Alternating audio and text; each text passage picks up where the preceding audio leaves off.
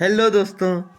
तो हम फिर से आ गए जे झारखंड बोर्ड क्लासेस ले क्वेश्चन लेके क्लास 10th का जो बोर्ड एग्ज़ाम में इम्पोर्टेंट है, जो कि अभी लेकर आए थे जब फिलहाल में सेट 1। तो अभी सेट नहीं, पार्ट 1 लेकर आए थे। तो ये पार्ट 2 लेकर आ रहे हैं, पार्ट 2। तो फिर यदि क्वेश्चन जितना तैयार लिखेंगे उतना अगर ख़त्म हो जाएगा तो पार्ट 3 नहीं आएगा, और यदि नहीं हुआ तो पार्ट 3 भी हो सकता है आएगा। तो आगे की ओर बढ़ते हैं, जल्दी से जल्दी क्वेश्चन की ओर हम लोग बढ़ते हैं। तो यहाँ तक हो चुका था, इधर उधर इसलिए पकड़ने लिटमस लाल हो जाएगा जब बिल्ला रहेगा। तो इतना दूर हो चुका था, नेक्स्ट क्वेश्चन की ओर चलते हैं। इधर हो चुका था, तो चित्र की सहायता साबुन की सफाई की क्रिया को समझाइए। सफाई की क्रिया को समझाना है। जलरागी सीरा, जल विरागी साबुन, सीरा साबुन यानु ये है जो ये जल है। तो ये देखिए जल विरागी जितना भर जल नहीं है, साबुन का यनु है, और ये जल रागी सीरा मतलब ये जल है। साबुन की सफाई को समझाना, तो ये पूरा मैल पूरा मिला हुआ है जो कि सब इधर भाग रहा है। और ये साबुन जल रागी है मतलब ये जल है, और ये सब साबुन है। एंड तुम मैल हटाने साबुन का प्रभाव दिखा दो। साबुन की सफाई क्रिया को इस चित्र की मदद निम्नलिखित तरीके से समझा जा सकता है। अणु की संरचना साबुन अणु दो हिस्से में बना है। जल संगत सिरा, यह सिरा पानी को आकर्षित करता है। जल विरक्त पुच्छ, यह सिरा पानी से दूर रहता है। बोले वो साबुन की मतलब पानी में नहीं रहता। तेल या गंदगी को आकर्षित करता है, तेल या गंदगी को आकर्षित करता है। साबुन का कार्य, साबुन का कार्य जब साबुन पानी में घुलता है तो यह सोडियम आयन और साबुन अणुओं में टूट जाता है। साबुन के अणुओं की जल विरक्त पुंछ गंदगी से चिपक जाता है, जबकि जल संगत सिरा पानी की ओर रहता है।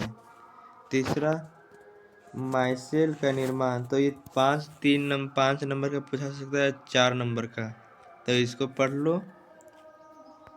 माइसेल का निर्माण, साबुन की अणु गंदगी को घेर लेते हैं और गोलाकार संरचना बनाते हैं जिसे माइसेल कहते हैं। माइसेल में गंदगी साबुन की जल रिक्त पूछ द्वारा अंदर कैद हो जाती है और जल संगत सिरा पानी के संपर्क में रहता है। गंदगी हटाना, अब गंदगी कैसे हटाता है वो देखते हैं। साबुन के इस माइसेन के कारण गंदगी पानी में घुल जाती है और धोने पर आसानी से हट जाती है। इस प्रकार साबुन गंदगी के तेल को पानी से निकाल देता है, तो जो कि धोने पानी में घुल जाता है, धोने से आसानी से हट जाता है, जिसके कारण गंदगी निकल जाती है।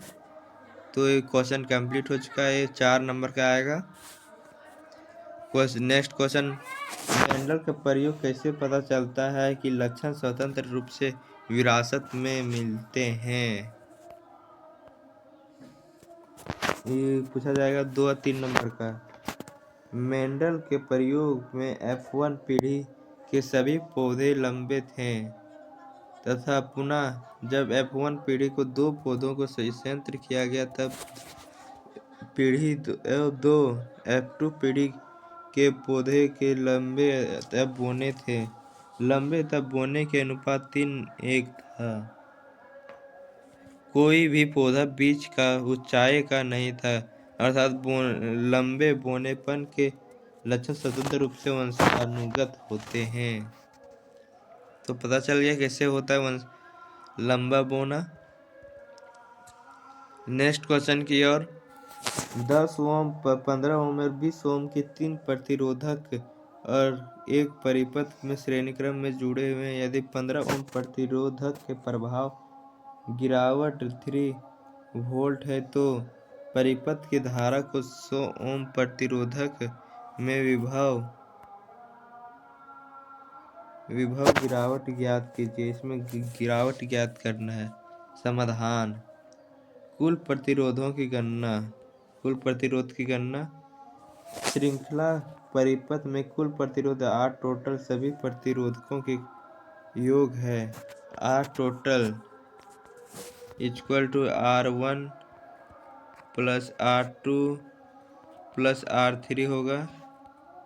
यहाँ R1 10 ओम है, 10 ओम। R2 15 ओम है और R3 20 ओम है। संभावित गिरावट भी वोल्ट 2 और 3 वोल्ट पर R2 15 ओम, तो कुल मिलाकर 10 plus 15 ohm plus 20 plus equal to 45 ohm. 45 ohm होगा। धारा की गणना ओम के नियम के अनुसार, ये बहुत ही पक्का पूछा जाएगा। ओम का नियम V इक्वल टू IR।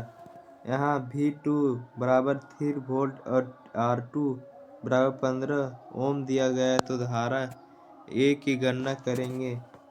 और I बराबर V2 R2, I बराबर V3 पाई 15 V इक्वल टू 0.2 एम्पियर बराबर 200 MA। इसलिए परिपथ की धारा I बराबर 200 MA है। प्रत्येक प्रतिरोधक में विभव गिरावट की गणना।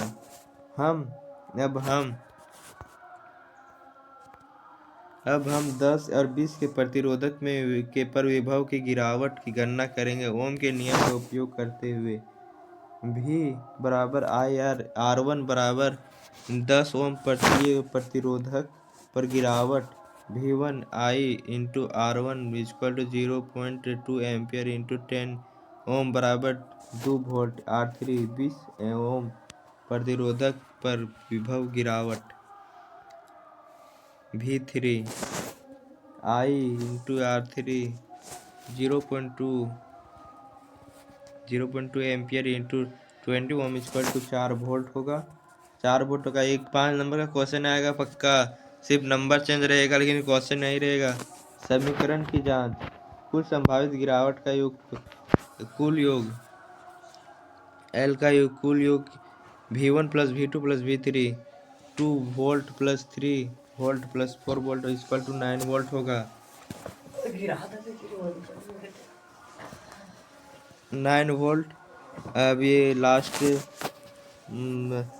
यही आंसर हो जाएगा। अंतिम उत्तर: परिपथ का धारा I बराबर 0.2 एम्पियर 10 ओम प्रतिरोधक के विभव गिरावट V1 बराबर V2 होगा।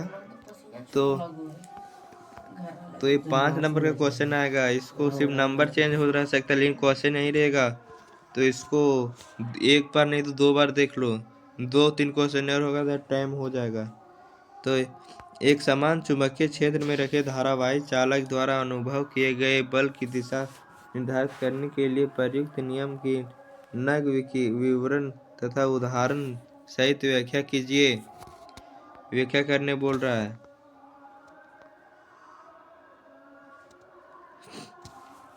मुखिया कौन सा नियम निर्धारित विवरण की व्याख्या कीजिए। ये बाएं हस्त नियम है। तो ये चुंबकीय क्षेत्र है जो तुम लोग को वहाँ सिखाया गया होगा क्लास में। यहाँ से बल लगता है फोर्स और ये विद्युत धारा को प्रवाहित करता है।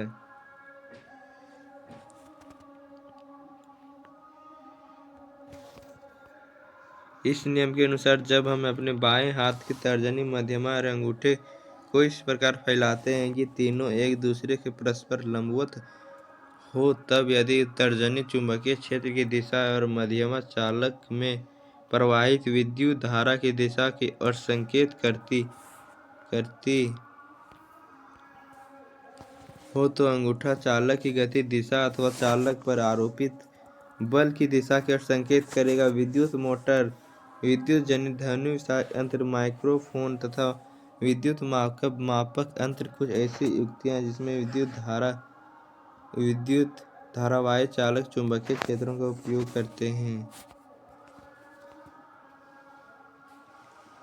करते हैं। तो ये आएगा 3 नंबर का, इतना लिखना पड़ेगा। अरे 5 नंबर का बेस, क्योंकि ये छापने का 2 नंबर मिलेगा, ड्रॉ करने का हाथ और 3 नंबर का लिखना रहेगा। तो ये भी 5 नंबर का हो सकता आएगा। क्वेश्चन नंबर नेक्स्ट क्वेश्चन, इसमें 2 क्वेश्चन है। दिए गए अभिक्रियाओं के उदाहरण से समझाइए। हाइड्रोजनीकरण अभिक्रिया को भी उदाहरण से समझाना है। और एक है बी, किधर गया बी, ऑक्सीकरण अभिक्रिया। ये 5 नंबर का रहेगा, अगर आएगा तो बहुत लंबा रहेगा ये। हाइड्रोजन अभिक्रिया का एक रासायनिक प्रक्रिया जिसमें किसी अणु में हाइड्रोजन जोड़ा जाता है। यह आमतौर पर विशिष्ट और असंतृप्त यौगिक जैसे अलेक्सेन और एल्कीनस को संतृप्त यौगिक में बदलने के लिए उपयोग की जाती है। हाइड्रोजनीकरण अभिक्रिया का मुख्य उद्देश्य वसा या तेल को ठोस रूप में बदलना जैसे सामान्य खाद्य उद्योग में किया जाता है। क्या हाइड्रोजनीकरण अभिक्रिया का मुख्य उद्देश्य क्या था? वसा या तेल को ठोस रूप में बदलना, मतलब कि उसको कठोर करना होता है। ये सामान्य खाद्य उद्योग में किया जाता है, जिसे सब जगह इस तरह किया जाता है। हाइड्रोजनीकरण का उदाहरण, एल्किन का हाइड्रोजनीकरण यहाँ कर आएगा। जब एल्किन को हाइड्रोजनीकरण किया जाता है तो हाइड्रोजन गैस के साथ प्रतिक्रिया करने पर या एथेन में परिवर्तन हो जाता है। साधारण उदाहरण है C2H4 प्लस H2 कन्वर्ट होगा C2H6 से। यहाँ एथिलीन C2H4 को एक एल्किन या है हाइड्रोजन गैस के साथ प्रतिक्रिया करके इथेन एक या इथेन में परिवर्तित हो जाता है। एक साधारण उदाहरण, इथेन एक संतृप्त हाइड्रोकार्बन में बदल जाता है। निकेल एक कैटलिस्ट के रूप में कार्य करता है। हाइड्रोजनीकरण का उपयोग कहाँ होता है? अभी यहाँ देखेंगे। खाद्य उद्योग, हाइड्रोजनीकरण के सबसे सामान्य उपयोग खाद्य उद्योग में होता है, जहाँ खाने पीने के समय जहाँ वनस्पति तेलों को मार्जिन या घी बदलने के लिए किया जाता है, जिससे तेलों का स्वायत्त बढ़ता है और उन्हें ठोस रूप में परिवर्तन किया जाता है। रासायनिक उद्योग में हाइड्रोजनीकरण का उपयोग विभिन्न रासायनिक यौगिकों को तैयार करने के लिए किया जाता है, जैसे कि एथेनॉल, हेक्सेन और अन्य हाइड्रोकार्बन।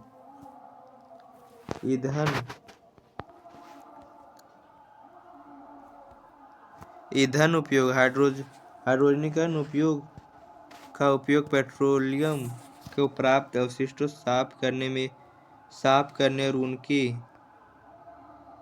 और उनकी गुणवत्ता को बढ़ाने के लिए किया जाता है। तो इसमें एक क्वेश्चन का आंसर कंप्लीट हुआ है, अभी दूसरा इसी में बाकी है। 1-2 ऑक्सीकरण अभिक्रिया एक रासायनिक प्रक्रिया है।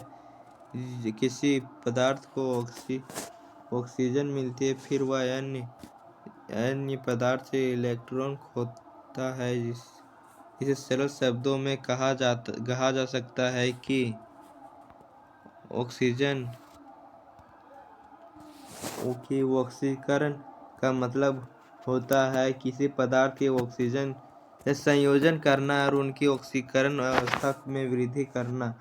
ऑक्सीकरण अभिक्रिया आमतौर पर पर्यावरण में पाए जाने वाली प्रक्रिया है और उसे कई महत्वपूर्ण रासायनिक प्रक्रिया में देखा जा सकता है, जैसे श्वसन, दहन और जंग आदि। ऑक्सीकरण अभिक्रिया की सामान्य विशेषताएं क्या है? ऑक्सीजन से जुड़ना, इलेक्ट्रॉन का नुकसान है। जब किसी रासायनिक यौगिक में ऑक्सीजन जुड़ती है तो ऑक्सीकरण कहा जाता है। जब किसी रासायनिक यौगिक में अणु के आयन इलेक्ट्रॉन खोते हैं तो उन्हें भी ऑक्सीकरण कहा जाता है। उदाहरण दहन, एक सामान्य उदाहरण यह है कि जलने की प्रक्रिया उसमें किसी पदार्थ के साथ ऑक्सीजन मिलाकर ऊर्जा उत्पन्न करती है।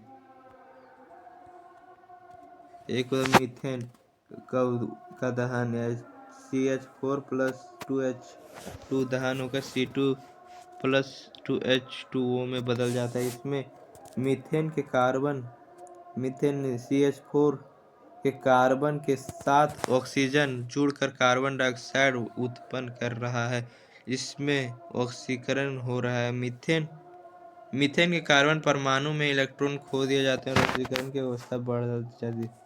उदाहरण 2, धातु में जंग लगना। 2 उदाहरण लिखना है। धातु का जंग लगना एक सामान्य ऑक्सीकरण अभिक्रिया जिसमें लोहे